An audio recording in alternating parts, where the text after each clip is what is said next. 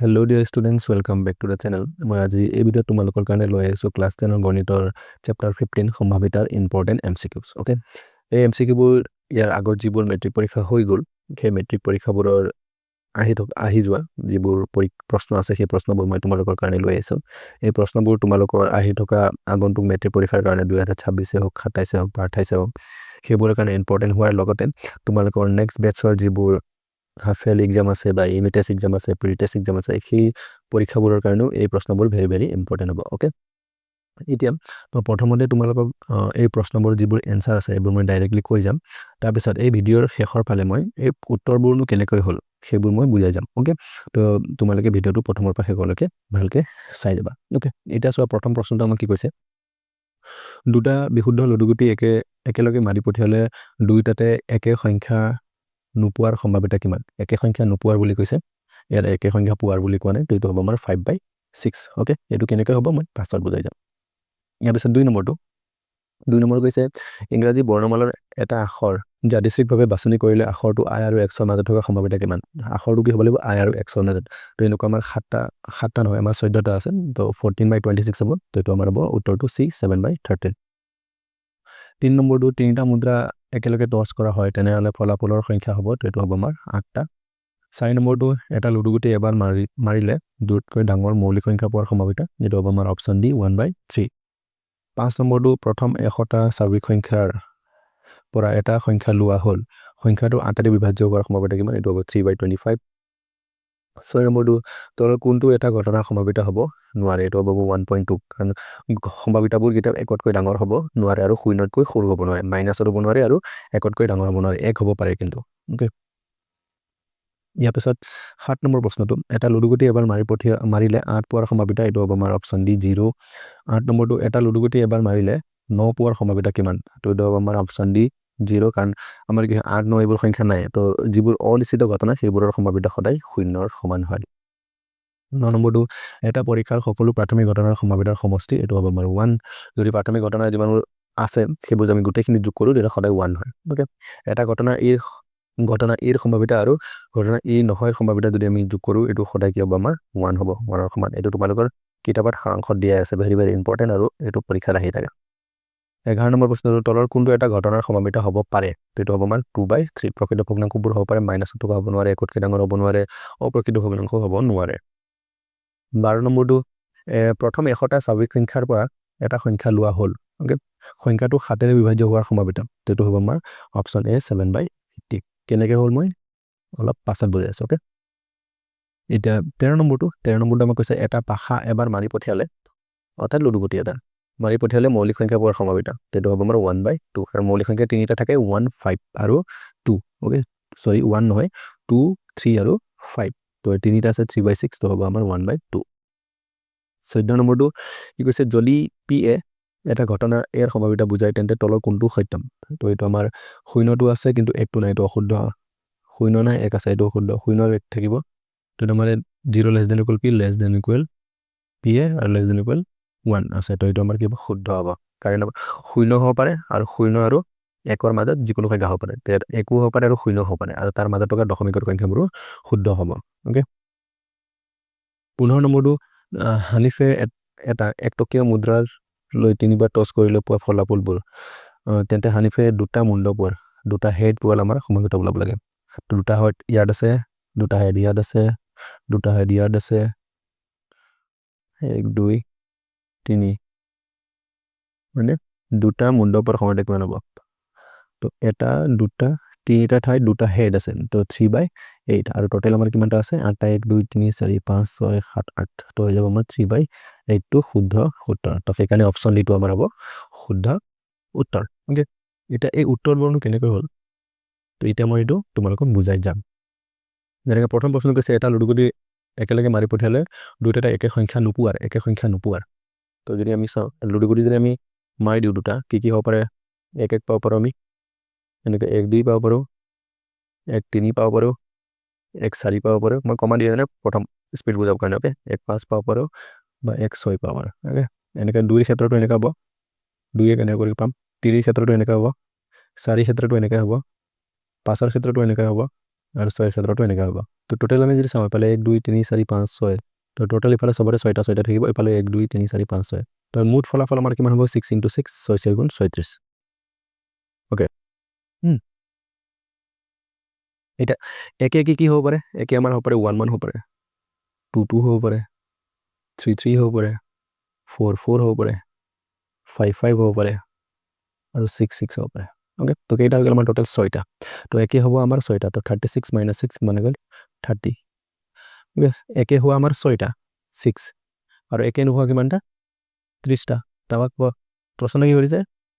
একে সংখ্যা নোপোৱাৰ সম্ভাৱিতা বা একে নোপোৱাৰ টোটেল আমাৰ আছিল 36 টোটেল সদায় ওপৰত আৰু একে নোপোৱা কিমান আছে 30 6 ৰে কাটিব লাগিব 6 ৰে 5 6 গুণ 30 আৰু 6 ৰে 6 6 গুণ 36 তো হ'ব আমাৰ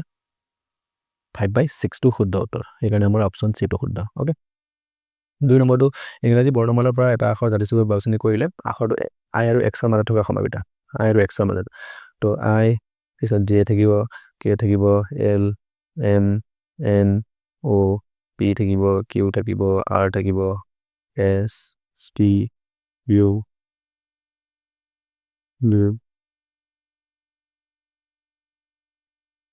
এক্স তো এক্স লাগে তো কেইটা সংখ্যা আছে এটা দুটা তিনিটা চাৰিটা পাঁচটা 8টা 9টা 10টা 11টা 12টা 13টা 14টা তো ডাব্লিউ লগে কিমান আছে মাজত আই আৰু এক্সৰ মাজত 14টা আছে ওকে আৰু টোটেল আমাৰ কিমান থাকে 26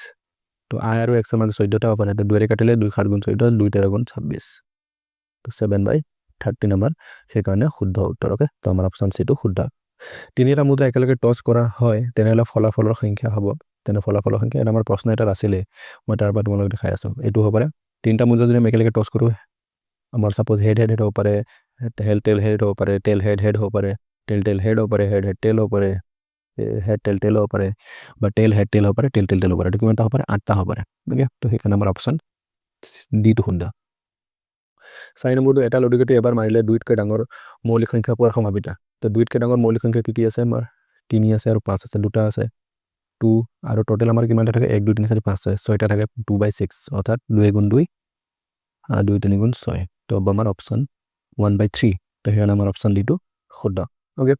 5 নম্বৰটো প্ৰথম 100টা স্বাভাৱিক সংখ্যাৰ পৰা এটা সংখ্যা লোৱা হ'ল সংখ্যাটো 8টাৰে বিভাজ্য হোৱাৰ সম্ভাৱিতা সংখ্যাটো 8টাৰে বিভাজ্য হোৱাৰ প্ৰথম 100টা স্বাভাৱিক সংখ্যা তো 1ৰ পৃষ্ঠাত হ'ব 2 এনেকৈ 3 তো এনে কৰি আমাৰ কি থাকিব প্ৰথম হ'ব আমাৰ 8টো যেহেতু 8ৰে বিভাজ্য হ'ব পিছত 8 গুণ 16 হ'ব 8 3 গুণ 24 8 4 গুণ 32 এনে কৰি আমাৰ এটো আমাৰ 8 গুণ 80 80 লগে আমাৰ 10টা থাকিব তাৰ পিছত 88 আৰু 96 তো আকৌ দুটা 12টা টোটেল 12টা মই লিখোতে 8টা লিখিলো তো 12টা টোটেল 12টা আৰু 100 ওকে তো যদি মই 2 ৰে কাটো 2 6 গুণ 12 2 ৰে হ'ব আমাৰ 25 বাৰ 50 বাৰ 2 ৰে 3 বাৰ 2 ৰে 25 বাৰ তো হ'ব আমাৰ 3/25 তো আমাৰ হ'ব 3/25 অপচন এ টো শুদ্ধ ওকে 6 নম্বৰটো কৈছে তলত কোনটো এটা ঘটনা সম্ভাৱিত হ'ব নোৱাৰে যেটো একতকৈ ডাঙৰ এটো হ'ব নোৱাৰে তো আমাৰ অপচন সি টো শুদ্ধ নেক্সট লুডুগুটি এবাৰ মাৰিলে 8 পোৱাৰ সম্ভাৱিতা কাৰণ লুডুগুটি 8 নাথাকে সেইকাৰণে 0 অনিশ্চিত ঘটনা সদায় 0 9 পোৱা 9 লুডুগুটি 9 নাথাকে সেইকাৰণে 0 এটা পৰীক্ষাৰ সকলো প্ৰাথমিক ঘটনাৰ সম্ভাৱিত হ'ল সকলো প্ৰাথমিক ঘটনাৰ সম্ভাৱিত 1 যেনেকৈ সাপোজ মই জি মানে এটা যদি মই লুডুগুটি মাৰিলো তো কি হ'ব পাৰে 1 হ'ব পাৰে 2 হ'ব পাৰে 3 হ'ব পাৰে 4 হ'ব পাৰে 5 হ'ব পাৰে আৰু 6 হ'ব পাৰে তো যুগ্ম সংখ্যা হোৱাৰ সম্ভাৱিতা যুগ্ম সংখ্যা কিমানটা আছে এটা আছে দুটা আছে তিনিটা আছে 3/6 মানে 3 গুণ 3 3 2 গুণ 6 তো কিমান হৈ গ'ল 1/2 তো ইয়াৰে উল্টা অযুগ্ম হোৱাৰ তো অযুগ্ম কেইটা আছে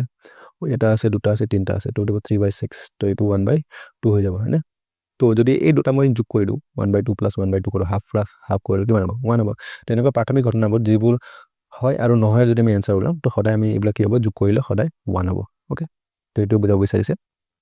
সকলো প্ৰাথমিক ঘটনা কি হ'ব যোগফলটো বা সমষ্টিটো আমাৰ কি হ'ব 1ৰ সমান হ'ব তো ঘটনা ই সম্ভাৱিতা আৰু ঘটনা ই নহয় সম্ভাৱিতা নিশ্চিত ঘটনাৰ সম্ভাৱিতা আৰু অনিশ্চিত ঘটনাৰ সম্ভাৱিতা 1 আৰু অনিশ্চিত ঘটনাৰ সম্ভাৱিতা 0 দুটা যদি আমি যোগ কৰোঁ কি হ'ব সদায় 1 ওকে আৰু ইয়াতে যদি পাৰ্থক্য কৰে পাৰ্থক্য 1 হ'ব তলে কোনটো এটা ঘটনাৰ সম্ভাৱিতা হ'ব পাৰে যেহেতু আমাৰ এইটো প্ৰকৃত ভগ্নাংক এইটো হ'ব পাৰে মাইনাছত থাকিলে নহয় মই ক'লো একতকৈ ডাঙৰ হ'লেও নহয় আৰু অপ্ৰকৃত ভগ্নাংক হ'লেও নহয় 12 নম্বৰটো প্ৰথম 100টা স্বাভাৱিক সংখ্যাৰ পৰা এটা সংখ্যা লোৱা হ'ল সংখ্যাটো 7ৰে বিভাজ্য হোৱাৰ সম্ভাৱনা 100টা 1ৰ পৰা 100 লৈকে তো 100টা তো 7 গুণ 70 70 লৈকে আমাৰ 10টা থাকিব পিছত 77 টো থাকিব আকৌ যদি 7 যোগ কৰিব পাম 84 আকৌ যদি মই ইয়াত আকৌ ৰবা 84 নহয় 7 যোগ কৰিলে 84 হ'ব আকৌ 7 যোগ কৰিলে 91 আকৌ 7 যোগ কৰিলে 98 তো 70 লৈকে 10টা পিছত 1টা 2টা 3টা 4টা আকৌ 4টা কিমানটা হৈ গ'ল টোটেল 14টা তো 14/100 আকৌ এইটো আমি 2ৰে কাটিলে 7 বাৰ 2ৰে কাটিলে 50 বাৰ তো 7/50 তো সেইকাৰণে আমাৰ হ'ব অপচনটো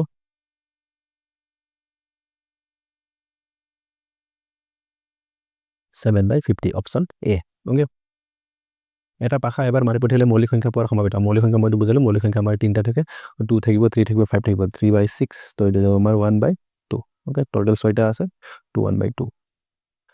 যদি পি এটা ঘটনা ইয়াৰ সম্ভাৱনা বুজায় তেন্তে তলৰ কোনটো সত্য ইয়াৰ আমাৰ 0 আৰু 1 2 থাকিব সেইকাৰণে আমাৰ অপচন সি টো শুদ্ধ এটা মই বুজালোৱে আৰু এটো মই অপচন 15 নম্বৰ কোৱেশ্চনটো বুজালো ওকে তো আজি ভিডিঅ কাৰণে মানে ইয়াৰ নেক্সট ভিডিঅত মই ইয়াৰ তোমালোকৰ চেপ্টাৰ 13 যিবোৰ ইম্পৰ্টেন্ট এমচিকিউ আছে সেইবোৰ লৈ আহিম তো ভিডিঅ'বোৰ তোমালোকে যদি ভাল লাগিছে তেনে লগৰবোৰৰ লগত শ্বেয়াৰ কৰি দিবা আজি ভিডিঅ'ত ইমানে থ্যাংক ইউ